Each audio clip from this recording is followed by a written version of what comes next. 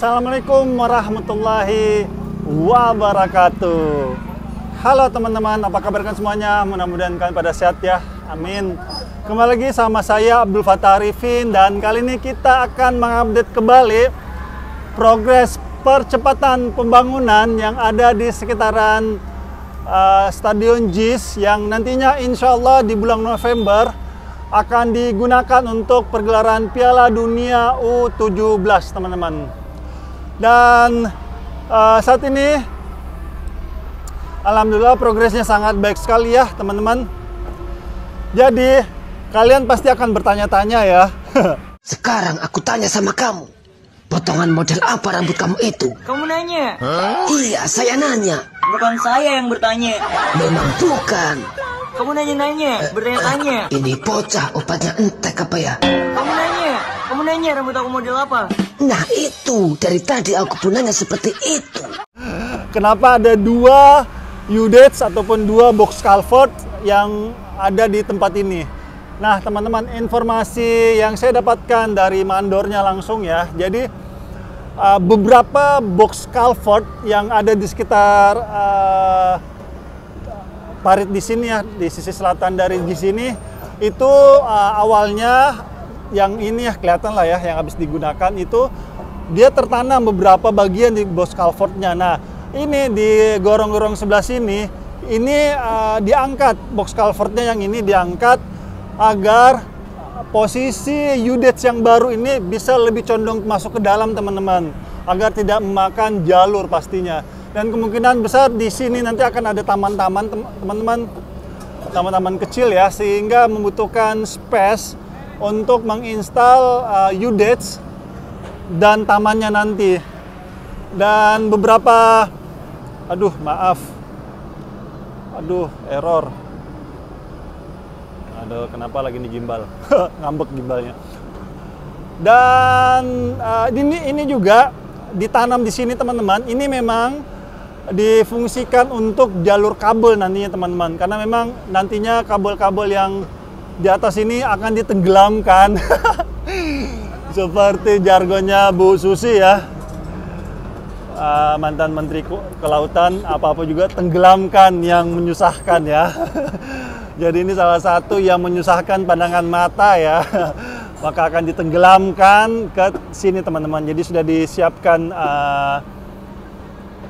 jalurnya, dan memang program sejut itu sarana jaringan utilitas terpadu ya, yang beberapa bulan yang lalu itu secara simbolis gubernur sebelumnya Pak Anies itu dimulainya di Jalan Mampang ya, dan pada saat itu saya sempat meliput juga. Jadi nanti insya Allah kedepannya semuanya yang kabel-kabel yang melayang-melayang seperti ini akan hilang.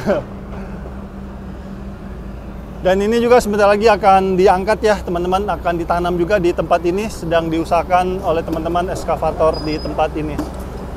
Dan yang sudah hancur karena ini ya, yang nggak bisa dimanfaatkan lagi, maka betonnya dihancurkan dan besi-besinya itu bisa diambil untuk dijadikan uang ya di tukang lapak di ini.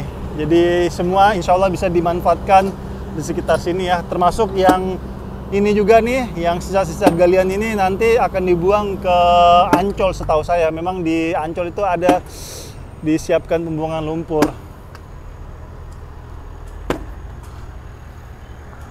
Oke, ngeri-ngeri sedap sih sebenarnya teman-teman. Bismillah.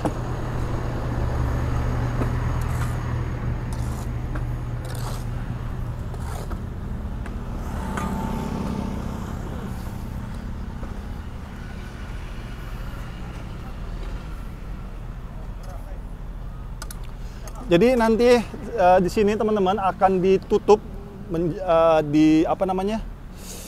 ada besi palang ya, besi palang untuk dijadikan dudukan di jalur pedestrian, terus nanti ada pengecoran juga pastinya di atasnya, sehingga nantinya sekitar jalur dari Stadion JIS ini akan benar-benar rapi ya. Dan kita harus bersabar teman-teman, karena desain dari desain dari Stadion JIS ini beserta kawasan-kawasannya ini juga sudah direncanakan ya di jauh-jauh hari. Jadi tidak baru-baru beberapa bulan ini aja tidak, tetapi sudah beberapa bulan atau bahkan tahun yang lalu ya ketika Stadion JIS ini dibangun, karena beberapa saat yang lalu Pak Angga selaku Tegup tim gabungan untuk percepatan pembangunan periode 2017-2022, beliau menjelaskan bahwa semua yang ada di kawasan Stadion JIS ini sudah terdesain jauh-jauh hari, termasuk yang ada di sisi utara dan sisi timur, teman-teman. Sisi utara dan sisi timur itu semua sudah ada desainnya, termasuk JPO, jembatan penyeberangan orang.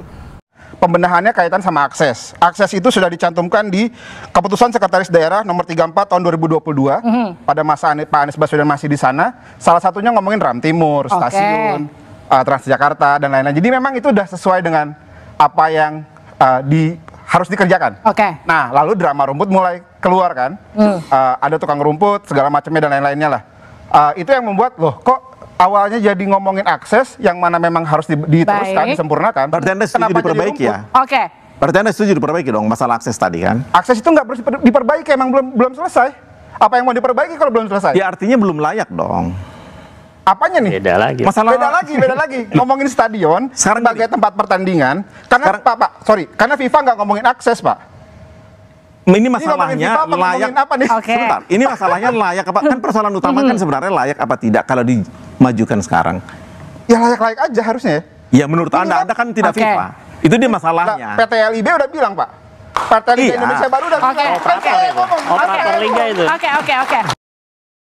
Yang menurut Pak Arya Sunilingga ini baru beberapa saat aja ya, ataupun baru didesain, itu menurut saya kurang benar ya, karena memang desainnya itu sudah ada jauh-jauh hari.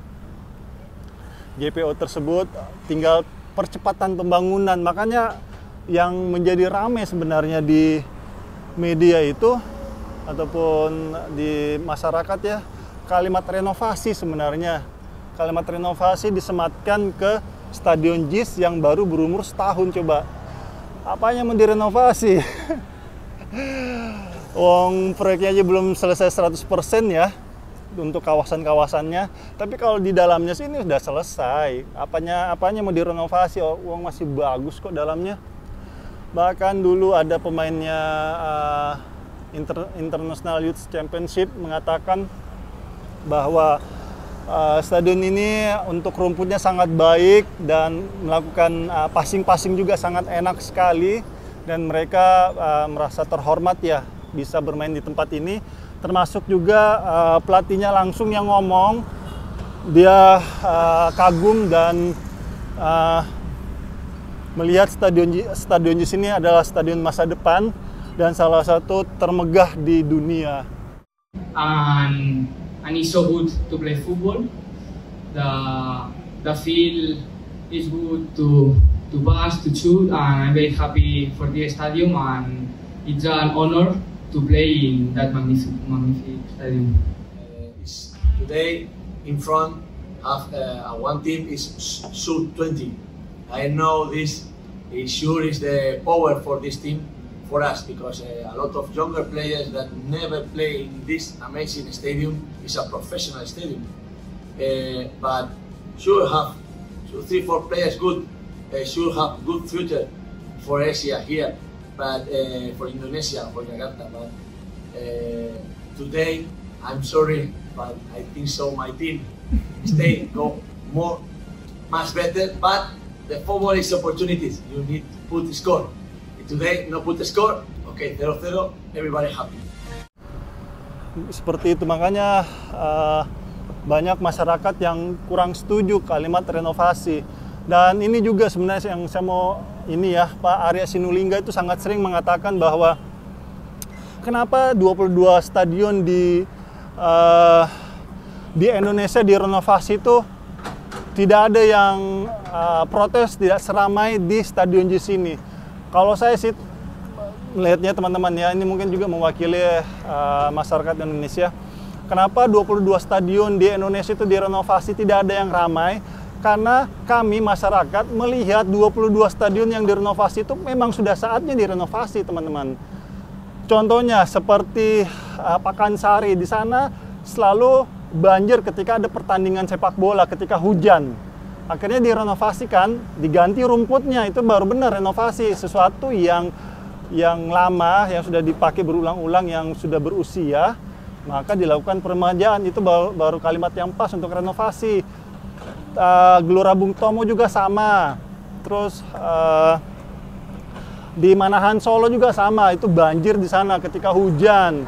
Terus di mana, di Stadion BJ Habibie di Parepare sana itu direnovasi karena bangunannya sudah sangat usang sekali. Nah, itulah bangunan-bangunan ataupun stadion-stadion yang memang pas disematkan kalimat renovasi sesuai dengan KBBI, Kamus Besar Bahasa Indonesia. Itu yang tepat menurut hemat saya secara pribadi. Sehingga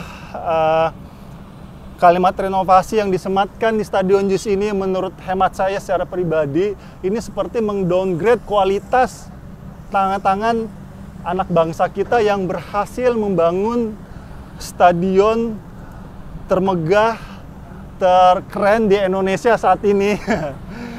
Sehingga banyaklah masyarakat yang protes karena ini bangunan juga baru setahunnya. Jadi seolah-olah kalau baru setahun terus direnovasi kan seolah-olah emang nggak bagus kualitas tangan-tangan kita, tangan-tangan karya anak bangsa, teman-teman. Jadi saya juga termasuk orang yang protes sebenarnya.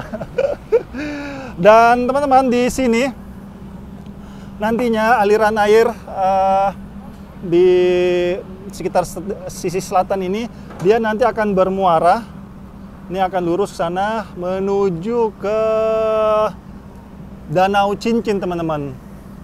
Jadi kalau kalian lihat ya di sini, jadi ini di sini ternyata ada beberapa kontraktor, teman-teman, yang mengerjakan di sisi selatan. Jadi, halo Pak, kalau kalian lihat ya, ini ada angka di sini. Nah, angka dimulainya ini adalah kontraktor baru. Ini ya, nih ada angka 1 nih. 1. Nah, disinilah startnya. Jadi sebelah sana itu beda lagi kontraktornya. Tetapi untuk saat ini sedang pengerjaannya itu yang ini. Nah, 1 kontraktor. Jadi untuk unit sebelumnya sebelah sini, yang ini ya, yang lama itu dia mengerjakan sampai sini aja, sampai di sini. Nah, untuk persiapan Piala Dunia ataupun percepatan pembangunan dimulailah dari sini menuju ke sisi sampai di sekolah ini, teman-teman. Jadi dari ujung sana, bukan ujung sana, dari pengadilan negeri Jakarta Utara itu sampai lurus ke sini, lurus sampai di sekolahan itu yang akan ada pengerjaan UDETS dan pendistrian, teman-teman. Dan aliran air di sini itu ternyata ada 2 pengalihan isu lagi. Ada 2 pengalihan air yang menuju ke Danau Sunter. Yang pertama di sini ya. Terus yang kedua yang di sana. Kalau sebentar saya zoom. Nah, kalau kalian lihat itu ada helm warna putih ya, itu sebagai mandornya ataupun manajer di lapangan. Itu nanti jalurnya yang akan memindahkan aliran tersebut menuju ke sini, teman-teman, aliran air sini, dan nanti akan dibuanglah ke Danau Sunter sebagai cadangan air kita ketika musim panas tiba. Jadi semua tidak dibuang ke laut. Ini kaum yang pemahamannya air cepat-cepat dibuang ke laut emang ini pemikirannya. Dia tidak paham namanya cadangan air kali ya. Ntar giliran musim panas tiba ya, seperti saat ini. Seperti di daerah Bogor sana ya, yang sangat sering memberikan limpahan air yang begitu banyak. Dan mungkin pengelolaan air di sana kurang baik, sehingga beberapa wilayah kekeringan. Dan kita bersyukur di Jakarta ini sangat banyak sekali pengendalian banjir ya, menurut saya yang sangat sangat terorganisir, sangat baik sekali. Dan dilakukannya juga normalisasi di kawasan Jakarta ya. Jadi normalisasi berjalan dan juga naturalisasi ataupun kembali ke alam ya, dengan dibuatkannya waduk-waduk sehingga ekologis di sekitar tempat kita itu tetap ada. Dan juga cadangan air kita saat ini alhamdulillah di Jakarta banyak sekali bendungan-bendungan ya, ataupun maaf bukan bendungan, waduk-waduk yang dibangun melalui proyek 942. Ini mega proyeknya Pemprov DKI Jakarta teman-teman. 9 polder, 4 ruang limpah sungai, dan 2 sungai yang direvitalisasi. Dan 942 itu sebenarnya adalah induk dari proyek teman-teman untuk penanganan banjir. Contohnya untuk polder Arta Gading itu ke bawahnya itu adalah polder Kampung Betik dan polder Kampung Ambon teman-teman. Dan begitupun ruang limpah sungai ya, contohnya kayak di Brigif, itu Brigif keren banget. Itu salah satu yang pengendalian banjir yang nanti menuju ke daerah Kemang teman-teman. Makanya Kemang sekarang itu banjirnya sangat sangat minimalisir ataupun sangat bagus sekali, tidak banjirnya terus berkurang teman-teman. Dan di Jakarta juga dari data yang saya tampilkan ya, pengendalian banjir setiap tahunnya itu ada progresnya sangat bagus sekali, sehingga Jakarta mendapatkan penghargaan menjadi salah satu flood control terbaik ya di tingkat dunia di tahun 2022.